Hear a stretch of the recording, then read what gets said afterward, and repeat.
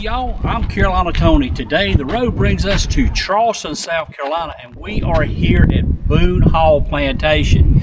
If you ever saw the movie Gone with the Wind, the very first opening of Gone with the Wind with these enslaved children running down the street under the oak trees, that was filmed here, and that was the only part of Gone with the Wind that was filmed here. They call the Avenue of the Oaks. Also, back in the 80s, two miniseries were filmed here, North and South. Do you remember Ori Main, played by Patrick Swayze? Very interesting place. This is not the original house. The original house was burned. This house has been rebuilt. We're going to learn a little bit about the history today, learn a little bit about the culture, and also some of the other things that went on here down through history. And hey, we'll get started right after this station identification.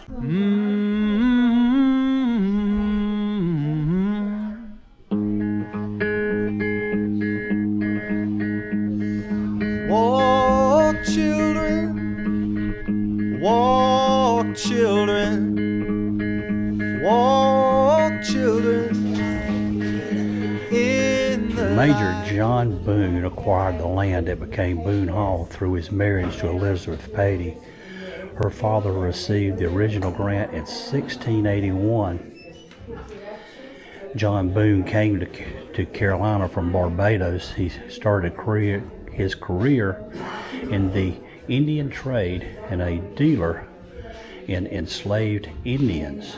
That's right, you heard me right, the enslaved Indians.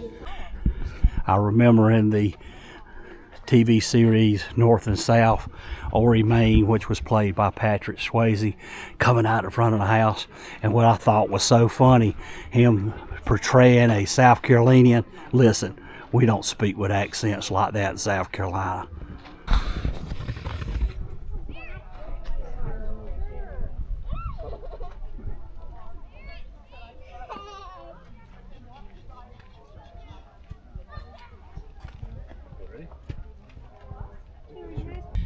As I said earlier, this is not the original house at Boone Hall Plantation. One of the original houses burned. Another house received a lot of damage from a hurricane, correct?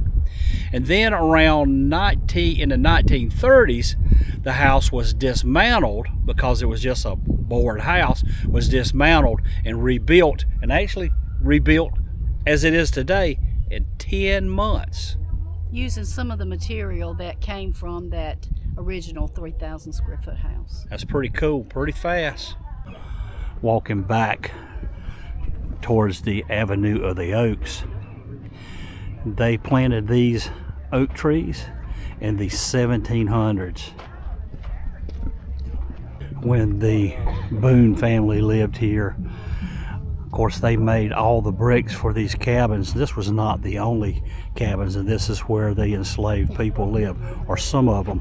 There were some wooden cabins kind of out of the way, but his purpose on building the cabins in front of the house is he just wanted to show his wealth to people that would be visiting. These 9 slave cabins were built between 1790 and 1810, and they have been preserved in their original location. These cabins were constructed and occupied by enslaved people using bricks, mortar, and tile handcrafted from raw materials found on this plantation. At the end of the American Civil War, a number of formerly enslaved people and their descendants lived in these cabins and worked on the plantation well into the 20th century. The art of coiled basketry goes back beyond what we know as sweetgrass baskets today. Enslaved people brought with them the technique of coiled basket making. These baskets were made out of necessity. Slaves had few other tools to use when working, so folks had to make what they needed for themselves. Continued after slavery ended, and were treated as such. Slaves could not testify in court, even in self-defense, buy or sell goods, own firearms, gather without a white present, possess any anti-slavery literature, or visit the home of whites or free blacks. The killing of a slave was almost never regarded as murder, and the rape of a slave woman was only treated as a form of trespassing. However, despite living under the domination of an owner and forced labor, slaves were able to form families and communities within the plantation.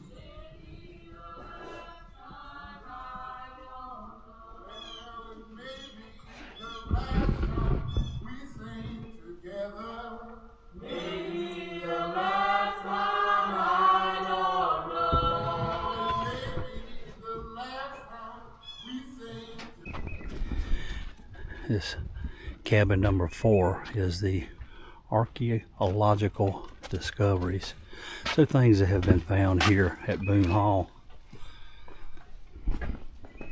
This is pretty cool. Now the bricks are original, the roof has been replaced, and the floor has been replaced, but this is kind of what it looked like when they were digging. And you see little shards of pottery laying over there. And just some of the things that have been found or unearthed here.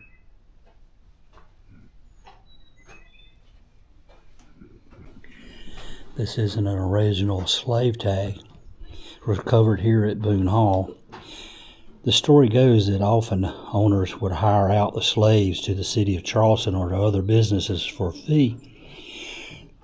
Slaves with free time could also hire themselves out. Slaves were required to register their name and occupation within the city to pay a fee as much as $7 and to wear the distinctive badge. This would keep them from being captured or killed and being otherwise identified as a runaway. These dates are between 1849 and 45 when this particular tag was used.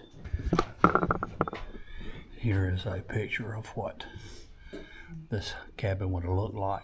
Well, one of the other cabins, because this was wood. This is a 1711 list and appraisement of the slaves owned by John Boone. The names as well as the appraised value.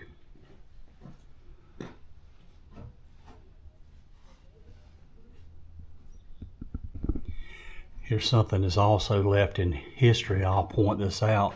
It says Mulatto Frank.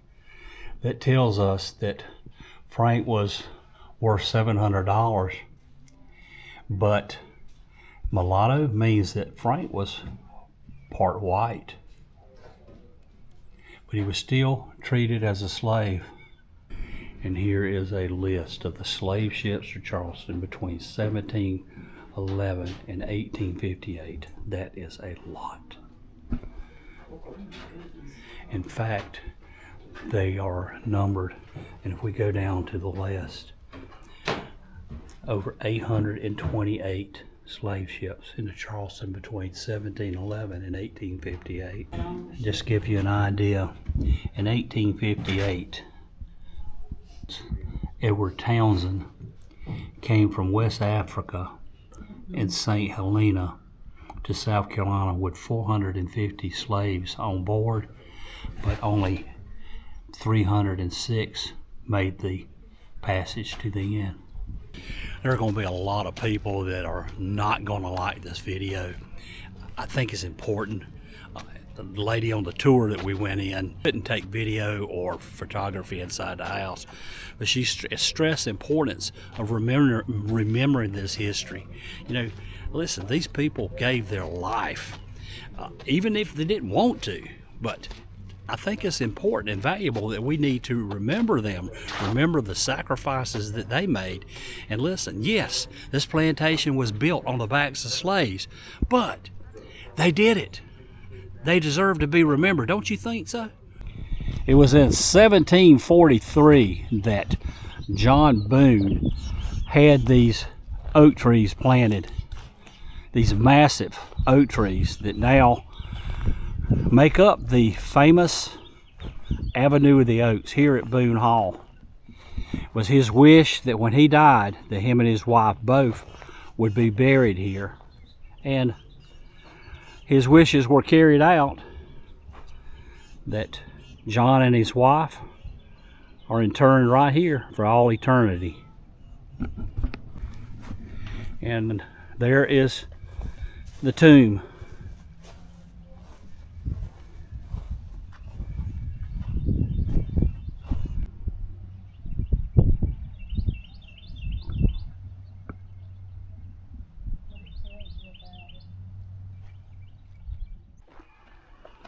Smokehouse.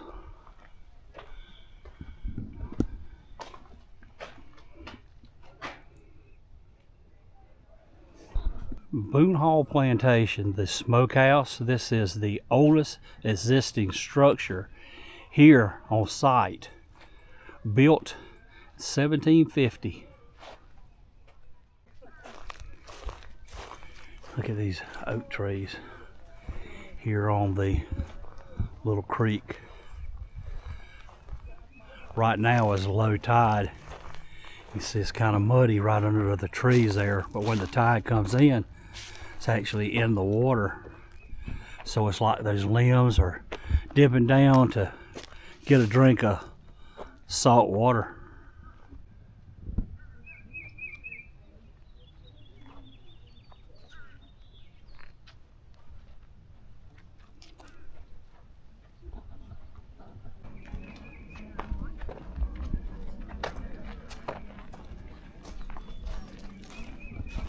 Children wading in the water, God's gonna trouble the waters. When they sing that, they were wanting them to be alert, because see, when they got out there, they had to get in the water so that the dog didn't pick up their scent.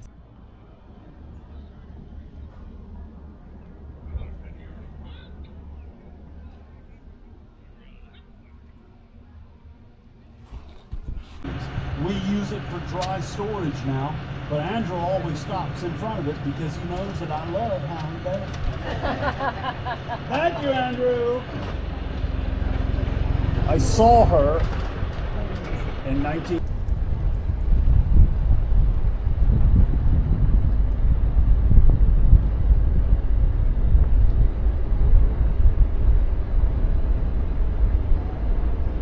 That is going to be a wrap for our trip to Boone Hall Plantation.